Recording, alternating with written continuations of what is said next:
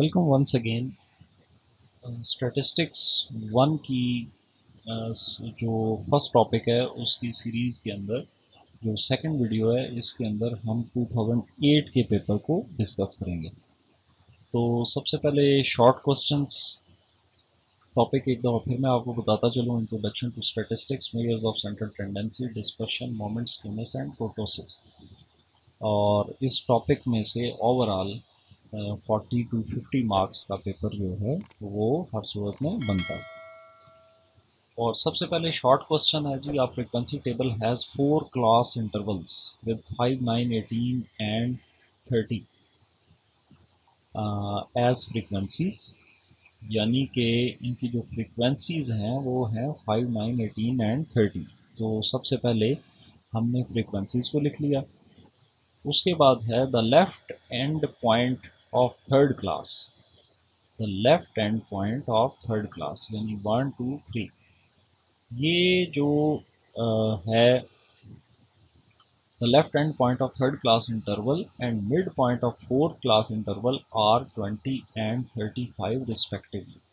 The left end point of third class interval and mid point of fourth class interval, यानी कि जो third class interval है उसका left point है 20 और जो फोर्थ क्लास इंटरवल है उसका जो मिड पॉइंट है यानी कि एक्स हमेशा मिड पॉइंट होता है, तो वो है 35। यानी कि एक ये चीज़ हमें मालूम है और एक हमें ये चीज़ मालूम है, 20 और 35। और डेफिनेटली ये भी डाटा के अंदर बताई गई है। अब आगे कहा गया जी कि set up the frequency table and calculate arithmetic mean. सबसे पहले तो फ्रीक्वेंसी टेबल को कंस्ट्रक्ट करना और उसके बाद हमने अरिथमेटिक मीन को कैलकुलेट करना।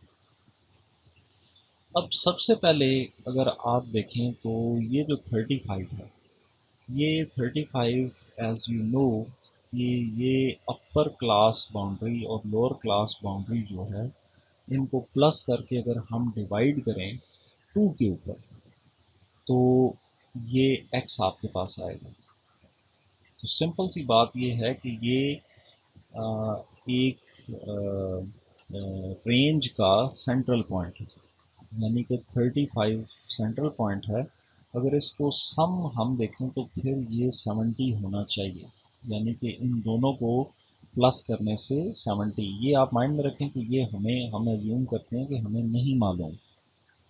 तो सबसे पहले तो क्या डिजिट्स यहाँ पे होंगे कि जिनको प्लस करके डिवाइड करें 2 के ऊपर तो ये 35 बने। तो यहाँ पे होना चाहिए जी 70। तो 70 अगर होगा तो किस शक्ल में होगा कि अगर इधर 10 ऐड करें और वही नीचे आएगा, तो अगर 10 ऐड करें तो 30 और नेक्स्ट क्लास जो है वो बनेगी 30 to 40। तो यहाँ से ये हमारी क्लास ओपन हो जाएगी, हमें मालूम हो जाएगा कि ये क्लासेस बन कैसे रहेंगी। इससे ऊपर वाली 10 to 20 बन जाएगी और उससे ऊपर वाली 0 to 10। ये क्लासेस जिस वक्त आपके पास बन जाएं तो फिर आपके लिए रिमेनिंग एक्स वैल्यूज़ को कैलकुलेट करना बहुत आसान है। 10 + 0 = 10, 10 divide by 2 5, 20 + 10 = 30, 30 divide by 2 = 15, 30 + 20 50, 50 divide by 2 25 और इसी तरह 35। और जो मीन है उसका फॉर्मूला है sum of F X over sum of F, F और एक्स को मल्टीप्लाई कर दें और सम ले लें जो कि बन जाएगा 1660 divided by sum of F 62 और ये मीन आ गया 26.77। उसके बाद है जी the median upper and lower quartiles, fourth and seventh deciles and 15th and 65th percentiles of a distribution of a continuous variable were calculated as 63.94, 66.50, 73.67, 72, 60.93, 70.75 and 58.12. Identify the median, quartile, deciles and percentiles. तो ये बड़ा एक ordinary सा question है, इसके अंदर कोई ऐसी चीज़ नहीं, जस्ट आपने ये जैसे अरेंजमेंट के साथ ये लिखे हुए हैं उसी तरह इन वैल्यूज़ को असाइन करें। सबसे पहले मीडियन है तो 63.94 मीडियन है, अपर एंड लोअर क्वार्टाइल्स जो हैं वो उसके बाद आ जाएंगे 66.50 और उसके बाद जो आपका जो 73.67, उसके बाद सेवन्थ डिसाइल्स जो कि 72 बन जाएगा। यानी कि इसको जस्ट आपने इस सीक्वेंस के साथ लिख देना, बाकी इस क्वेश्चन के अंदर कोई खास ऐसी चीज़ नहीं है। थर्ड क्वेश्चन जो है वो है the arithmetic mean of the series is 30.5 marks. एक सीरीज है जिसका अरिथमेटिक मीन जो है वो 30.5 है और फाइंड द मिसिंग वैल्यू। नीचे आपको मार्क्स दिए हुए हैं, यानी एक्स आपको दिया गया है 10, 20 और ये मिसिंग है, और 40 और 50, और इस तरह जो आपका फ्रीक्वेंसी है वो है 8, 10, 20, 15 और 7। तो एक्स हमें स्टार्ट में ही मालूम हो सकता है, वो ऐसे कि ये जो एक्स है, एक्स के बीच में ये पहले भी डिस्कस हो चुका है कि इनके बीच में जो डिफरेंस है वो एच कहलाता है। तो इधर से हमें डिफरेंस वैसे भी मालूम हो रहा है कि 10 का डिफरेंस चल रहा है, तो 10, 20 और इधर 30 आ जाएगा। और जिस वक्त हम इसको प्रूव भी कर सकते हैं कि फ्रीक्वेंसी है 8, तो 8 multiply by 10 80, 10 multiply by 20 200, 20 plus 30 equals to 600, 15 plus 40 600, 7 plus 50 350, और दोनों का सम ले लिया, सम ऑफ एफ एक्स और सम ऑफ एफ का। और ये जिस वक्त हम 1830 डिवाइडेड बाय 60, 1830 डिवाइडेड बाय 60, 30.5, जो कि क्वेश्चन के अंदर भी बताया गया कि मीन 30.5 है, तो ये मिसिंग वैल्यू हमें मालूम हो जाती है। फोर्थ क्वेश्चन है define absolute and relative measure of dispersion, write the qualities of a good measure. तो ये डिस्पर्शन का जो चैप्टर है उससे रिलेटेड है ये क्वेश्चन। डिस्पर्शन के अंदर मेजर दो तरह के हैं, एक होता है एब्सोल्यूट डिस्पर्शन, एक होता है रिलेटिव डिस्पर्शन।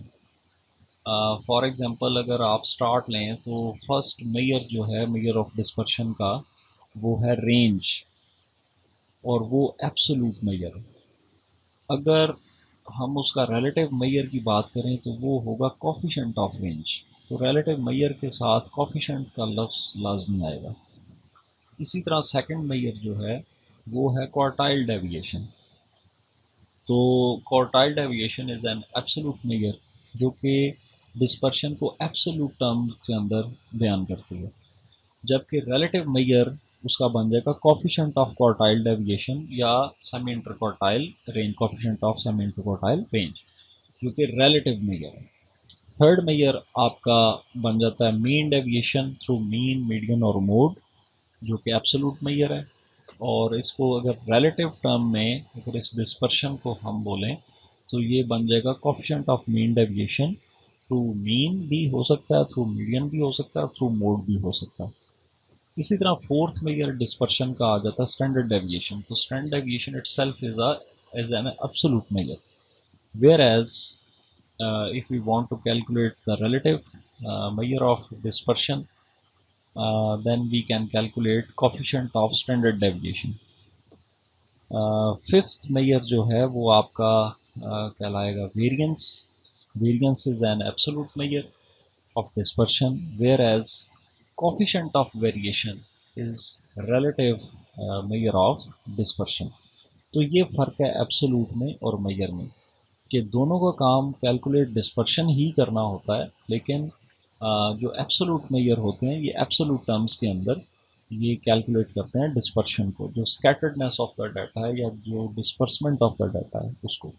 जबकि जो रिलेटिव मेजर है वो भी सेम वही फंक्शन परफॉर्म करता है, लेकिन रिलेटिव टर्म्स के अंदर।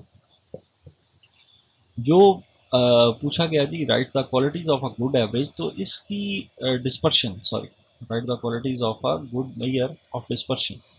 तो डिस्पर्शन की जो क्वालिटीज़ हैं जो कि उसके अंदर होनी चाहिए ये बिल्कुल वही हैं जो कि एवरेज की हैं। एवरेज की भी यही है। एवरेज के अंदर क्या है जी कि average should be easy to calculate and understand. और तमाम की तमाम ऑब्जर्वेशंस जो हैं वो कैलकुलेशन के अंदर उनका हिस्सा लेना ज़रूरी है। और एक्सट्रीम वैल्यूज़ से उस एवरेज को या डिस्पर्शन को इफ़ेक्ट नहीं होना चाहिए। और एवरेज या डिस्पर्शन के अंदर सैम्पल स्टेबिलिटी होनी चाहिए और उसका कोई ना कोई वैलिड मैथमेटिकल फार्मूला जो है दोनों का होना चाहिए, एवरेज का भी और डिस्पर्शन का भी। सो इस क्वेश्चन को आप दो जगह पे इस्तेमाल कर सकते हैं। अगर आपसे पूछा जाए कि qualities of a good average या qualities of good measure of dispersion, तो दोनों में आप इसको यूज़ कर सकते हैं। फिफ्थ शॉर्ट क्वेश्चन जो है वो पूछा गया कि calculate the mean and variance dispersion from the following data. एक तो मीन कैलकुलेट करें और दूसरे नंबर पर वेरिएंस कैलकुलेट करें। तो सबसे पहले तो हमें डाटा को देखना पड़ेगा कि डाटा की नेचर क्या है। एन जो है वो सम इक्वल्स टू 150 है, सम ऑफ एक्स माइनस ए। इससे एक बात क्लियर होगी कि ये डेविएशन मेथड यूज़ हुआ हुआ, यानी कि डेविएशन मेथड के अंदर जो डी है पहले भी डिस्कस हो चुका है, वो हमेशा बराबर होता है एक्स माइनस ए के। और इसका मतलब है कि ये सम ऑफ डी है जो कि बराबर है 180 के, जबकि सम ऑफ एक्स माइनस 100 स्केयर ये बन जाएगा 245320 जो कि बराबर है सम ऑफ बी स्केयर के। तो सबसे पहले मीन कैलकुलेट किया जाए तो A plus sum of B over N. तो ए जो है वो क्या होगा जी 100 और प्लस सम ऑफ बी 180 और एन 150, तो एवरेज आ गई 101.2। जबकि अगर इसी मेथड के अंदर वेरिएंस को देखा जाए तो वेरिएंस बराबर होगी sum of B square over N minus sum of B over N का होल स्केयर। तो सम ऑफ बी स्केयर जो है वो है 245,320 डिवाइड बाई 150 माइनस 180 और 150, या डायरेक्टली आप ये कह सकते हैं कि जो आपका ये जो ऊपर आपने कैलकुलेट किए सम ऑफ डी जो कि है 180 और एन 150 इसका स्केयर, तो ये आपके पास आ जाएगा जी 164.02। तो नेक्स्ट क्वेश्चन है question number 6। In a certain distribution the first and second moments about the value 2 are -1 and 16 respectively. Find the mean and variance of the distribution. Also calculate coefficient of variation. तो first of all जो आपकी first moment है वो है -1 और and 16 respective, और जो second moment है वो 16 है। और इसके अलावा जो डेविएट किया गया है डाटा वो किया गया है जी 2 से, यानी कि x की हर वैल्यू में से 2 को माइनस किया गया है। तो ये आपके लिए 2 जो है वो क्या होगा a। अब यहाँ पे आपके पास तीन चीज़ें आ गई। ए आपके पास 2 है, जो फर्स्ट रॉ मोमेंट है वो है -1 और जो सेकंड रॉ मोमेंट है वो है 16। सबसे पहले तो हम मीन की तरफ चलते हैं। ये जो फर्स्ट रॉ मोमेंट है ये अभी जो एक्सटेंसिव क्वेश्चन पीछे 2007 के पेपर का गुजरा है उसमें मैंने ये आपको बताया है कि डेविएशन मेथड के अंदर जो फर्स्ट रॉ मोमेंट है वो है sum of D sum of F D divided by sum of F group data में। और इसका मतलब है कि ये फर्स्ट मोमेंट हमारे पास बराबर है sum of F D over sum of F की -1, जबकि मीन का जो फॉर्मूला है वो है A plus sum of F D over sum of F. तो मीन हमारे पास आ जाएगा जी ए जो है वो 2 प्लस जो फर्स्ट मोमेंट जो कि सम ऑफ एफ डी और सम ऑफ एफ के बराबर है वो है -1। तो 2 -1 इक्वल्स टू 1। तो ये आपके पास आ गया मीन। दूसरे नंबर पर ये पूछा गया जी वेरिएंस क्या है। तो याद रखें जो दूसरी मोमेंट होती है आपके पास वो आपके पास हमेशा वेरिएंस के बराबर होती है। तो वेरिएंस जो है वो आपके पास है 16। ओके जी, तो फर्स्ट ऑफ ऑल हमने जो फर्स्ट रॉ मोमेंट है उसकी मदद से हमने मीन कैलकुलेट किया। और रॉ मोमेंट जो है वो डेविएशन मेथड के अंदर sum of F D over sum of F के बराबर है फर्स्ट मोमेंट। और डेविएशन मेथड में जो मीन है ये बराबर होता है A plus sum of F D over sum of F. और जो ए है ये हमें क्वेश्चन के अंदर गिवन है कि टू जो है in a certain distribution the first and second moment about the value two. तो ये जो टू है ये हमारे पास ए है, और सम ऑफ एफ डी और सम ऑफ एफ जो है यानी कि ये फर्स्ट जो रॉ मोमेंट है वो -1 ये कैलकुलेटेड है। तो ये आ गया हमारे पास फर्स्ट जो रिक्वायर्ड कैलकुलेशन थी मीन। सेकेंडली जो पूछा गया जी कि वेरिएंस को कैलकुलेट करें, तो वेरिएंस जो है ये याद रखें जो रॉ मोमेंट्स नहीं, जो कि आपकी मोमेंट्स हैं, जो कि थ्रू फार्मूलाज हम कैलकुलेट करते हैं। तो उसकी जो मोमेंट नंबर 2 और मोमेंट नंबर 3 है ये मैं पहले भी बता चुका हूँ कि ये बड़ी इंपॉर्टेंट है। मोमेंट नंबर 2 हमेशा बराबर होती है वेरिएंस के, और जो मोमेंट नंबर 3 है उसकी मदद से हम डाटा की सिमेट्री को जान सकते हैं। तो जो सेकंड मोमेंट है उसको हम रॉ मोमेंट्स चूँकि गिवन है हमारे पास तो उसकी मदद से हम कैलकुलेट कर लेते हैं। सेकंड मोमेंट जो है ये बराबर होती है जी moment number 2 raw moment number 2 minus raw moment 1 का स्क्वायर। तो जो रॉ मोमेंट 2 है वो आपके पास है 16, और जो रॉ मोमेंट 1 है वो है -1, और ये बराबर आ जाएगा जी 15 के, जो कि बराबर है वेरिएंस के। और अगर हमें वेरिएंस मालूम हो जाए तो स्टैंडर्ड डेविएशन जो है वो इंतहाई इजीली हम फाइंड आउट कर सकते हैं, और वो जस्ट हमने अंडर रूट लेना है वेरिएंस का, और 3.87 हमारे पास स्टैंडर्ड डेविएशन आ जाएगी।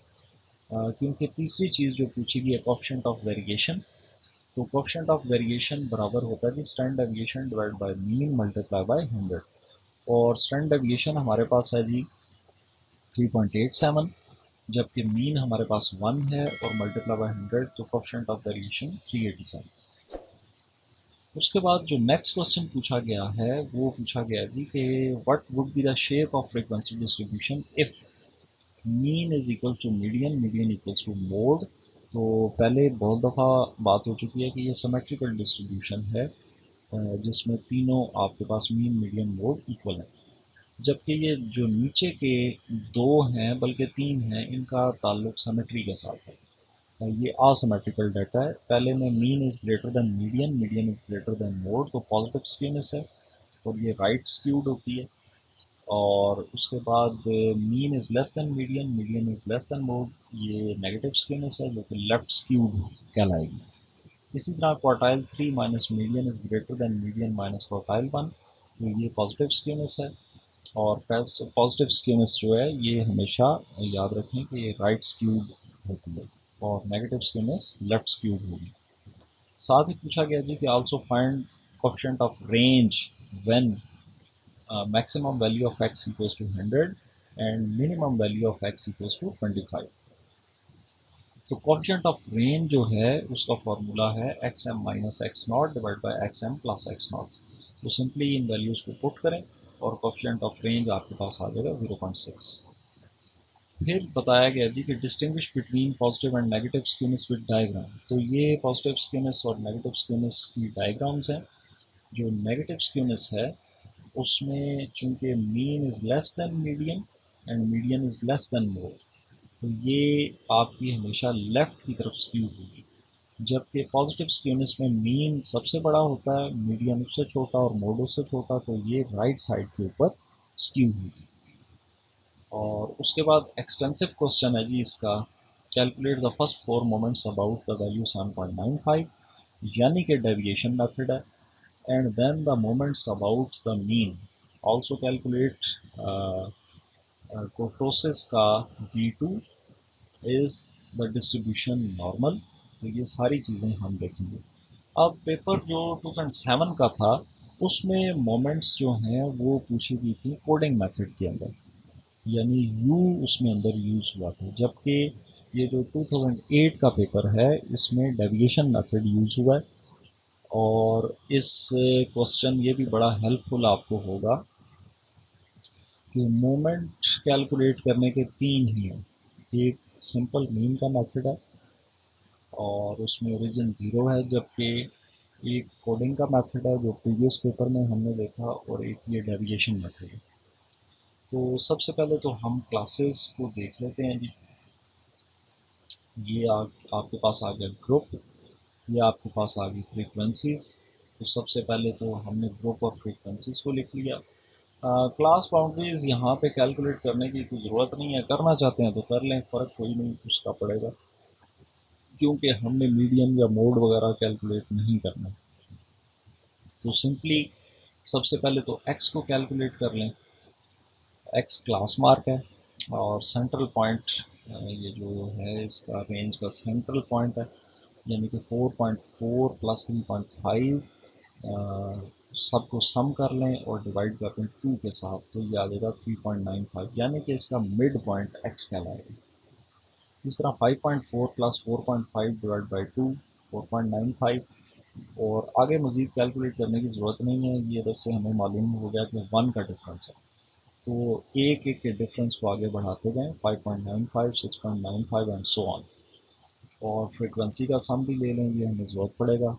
अब उसके बाद हम इसके अंदर, जैसे लास्ट क्वेश्चन में कोडिंग मेथड था, तो हमने सबसे पहले u को कैलकुलेट किया और फिर F U square, F U cube, F U raise हुआ 4। बिल्कुल इसी तरह ये डेविएशन मेथड है। तो सबसे पहले तो हम डेविएशन लेंगे, और डेविएशन कहा गया जी कि ये 7.9 से डेविएट करें, यानी कि इस 7.95 का इसमें डेविएट करने का बोला गया। तो डी हमेशा बराबर होता है एक्स माइनस ए के, तो ये ए है 7.95। तो वन बाय वन हम शुरू करेंगे, 3.95 माइनस 7.95 इक्वल्स टू -4, 4.95 माइनस 7.95 -3, इस तरह -2 -1, 7.95 minus 7.95 equals to 0, 8.95 minus 7.95 equals to 1, इस तरह 2, 3 और 4। अब उसके बाद सबसे पहले एफ डी है, और डी और एफ को मल्टीप्लाई कर दें, यानी D -4 multiply by 5 -20, -3 multiply by 10 -30, -2 multiply by 13 -26 and so on. फिर इसी तरह F D square, F D cube, F D raise to power 4। तो लास्ट क्वेश्चन में भी मैंने बताया कि लंबी कैलकुलेशन से बचने के लिए बड़ा इजी है कि ये डी को देखते जाएं। अगर हमें स्केयर चाहिए इसका, तो F D multiply by D equals to F D square. इसी तरह एफ डी क्यूब जो है वो F D square multiply by D, ये एफ डी क्यूब बन जाएगा। इस तरह F D raise to power 4 equals to F D raise to power 3 multiply by D equals to F D raise to power 4। और finally in सब के हमने सम ले लिए, और सबसे पहले हम रॉ मोमेंट्स कैलकुलेट करेंगे। जैसे डेविएशन मेथड मैं पहले भी जिक्र कर चुका हूँ, उसमें मीन बराबर होता है A plus sum of F D over sum of F.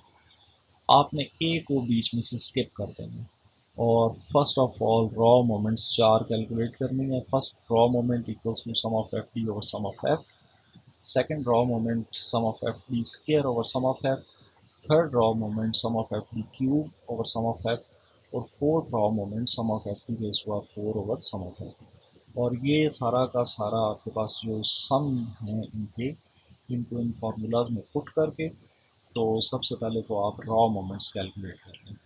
जो फर्स्ट रॉ मोमेंट है वो आपके पास बन जाएगी जी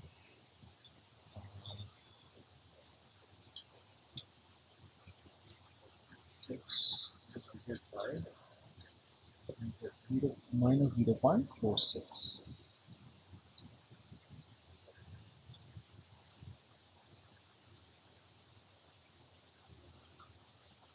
तो ये फर्स्ट आपके पास रॉ मोमेंट है। जो सेकंड रॉ मोमेंट है वो है 3.42, थर्ड रॉ मोमेंट इज़ -4.48, और फोर्थ रॉ मोमेंट है आपके पास 30.66। उसके बाद हमने moments about the mean calculate करनी होती हैं, जो मैंने पहले भी आपको बताया कि ये यहाँ पे आपको 4 फार्मूलाज ये याद रखने होंगे। फर्स्ट मोमेंट हमेशा ज़ीरो होती है, raw moment 1 minus raw moment 1, ये हमेशा आपके पास ज़ीरो आएगा। उसके बाद जो सेकंड मोमेंट है उसका फॉर्मूला है raw moment 2 minus raw moment 1 का स्क्वायर। अब लास्ट जो पेपर था 2007 में, उसके अंदर चूंकि कोडिंग मेथड इस्तेमाल हुआ था यू वाला, तो उसमें हमने यहाँ पर एच को मल्टीप्लाई किया था, यानी सेकंड मोमेंट में मल्टीप्लाई बाय एच स्क्वायर था, थर्ड मोमेंट में multiply by whole equation multiply by H raise to power 3, और फोर्थ मोमेंट में whole equation multiply by H raise to power 4। तो ये फार्मूलाज वही हैं, सिर्फ फ़र्क ये है कि यहाँ पर ये कोडिंग मेथड नहीं है, तो हमने एच को बीच में से निकाल देंगे। तो ये सेकंड मोमेंट है। इसमें मोमेंट 2 आपके पास, रॉ मोमेंट 2 जो है वो आपके पास थी 3.42, तो 3.42 माइनस रॉ मोमेंट 1 का स्क्वायर, रॉ मोमेंट 1 आपके पास आई थी -0.46, और इसका स्क्वायर हम लेके, तो ये हमारे पास आ गई मोमेंट नंबर 2 3.2084।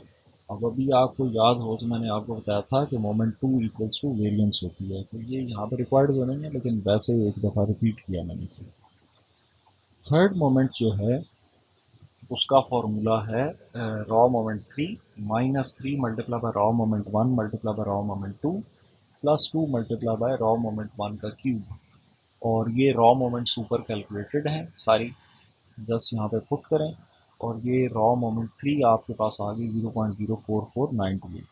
इस तरह ये रॉ मोमेंट 4 का फार्मूला है, जो कि रॉ मोमेंट सॉरी मोमेंट 4 का फार्मूला जो है ये equals to raw moment 4 minus 4 multiply by raw moment 1 multiply by raw moment 3 plus 6 multiply by raw moment 1 का square multiply by raw moment 2 minus 3 multiply by raw moment 1 raise to power 4। और ये सारी raw moments इसके अंदर आप जिस वक्त put करेंगे तो आपके पास आंसर आ गया 26.6245। अब यहाँ पर एक चीज़ तो ये कि क्वेश्चन में तो नहीं पूछा गया, लेकिन ये रॉ मोमेंट 3, मैंने आपको बोला था कि रॉ मोमेंट 2 और 3 बड़ी इंपॉर्टेंट है। Raw moment 2 equals to sorry moment number 2 और मोमेंट नंबर 3 ये बड़ी इंपॉर्टेंट है। मोमेंट नंबर 2 हमेशा वेरिएंस के बराबर होती है, और मोमेंट नंबर 3, इससे हम स्क्यूनेस मालूम कर सकते हैं कि अगर तो ये ज़ीरो है तो ये सिमेट्रिकल डाटा है, अगर ये प्लस में है, ज़ीरो से ग्रेटर है, तो ये पॉजिटिव स्क्यूनेस है। अगर ये आंसर माइनस में होता, जैसे 2007 के पेपर में माइनस था, तो वो नेगेटिव स्क्यूनेस थी, जबकि इसके अंदर ये पॉजिटिव स्क्यूनेस है। और अ, एक और चीज़ जो पूछी गई है वो पूछी गई है जी कि कोर्टोसिस का बीटा 2 मालूम किया जाए, आई थिंक बीटा 2। तो बीटा 2 जो है वो हम कैलकुलेट करेंगे जी, जो कि बराबर है मोमेंट, ये बीटा 1 भी मैंने कैलकुलेट किया है, और ये बीटा 2, वैसे हमें इस क्वेश्चन में रिक्वायर्ड सिर्फ बीटा 2 है। तो बीटा 2 जो है ये बराबर है moment number 4 divided by second moment का स्क्वायर। तो मोमेंट नंबर 4 है हमारे पास 26.6245 डिवाइडेड बाय सेकंड मोमेंट का स्क्वायर। सेकंड मोमेंट जो है ये हमारे पास है 3.2084, तो 3.2084 का स्क्वायर डिवाइड करेंगे तो 2.5864। ये आपकी लेस देन 3 है, तो ये हमारे लिए फ्लैटी क्रिटिक है। और ये भी अगर ये इक्वल्स टू 3 होती तो ये हमारे लिए मीसोकर्टिक होती, और अगर ये 3 से ग्रेटर होती तो ये हमारे लिए लैप्टोकर्टिक होती, तो ये लैप्लेटिकर्टिक डिस्ट्रीब्यूशन। फिर उसके बाद जी इसके अंदर जो MCQs पूछे गए हैं, first MCQ characteristic that is qualitative in nature, attribute ये पहले भी पूछा गया है। Continuous variable can be measured at all possible points, ये आई थिंक वही MCQs दोबारा पूछे गए हैं। Census report for public are sources of secondary data, correct option ये है। और the mean median and mode of constant A are A ही रहेगा। और ये लास्ट जो 2007 का पेपर है, ये मैंने डिटेल से आपके साथ बात की है इस पर। The mean of symmetrical distribution is, symmetrical distribution है तो मीन मीडियन मोड तीनों बराबर आएंगे, तो अगर मीडियन मोड के बारे में 15.25 बताया गया है तो मीन भी वही रहेगा। तो ये था जी पेपर 2008 का। नेक्स्ट वीडियो के अंदर हम जो नेक्स्ट पेपर्स हैं उनके बारे में डिस्कस करेंगे। Till then take care of yourself and other person around you. Thank you.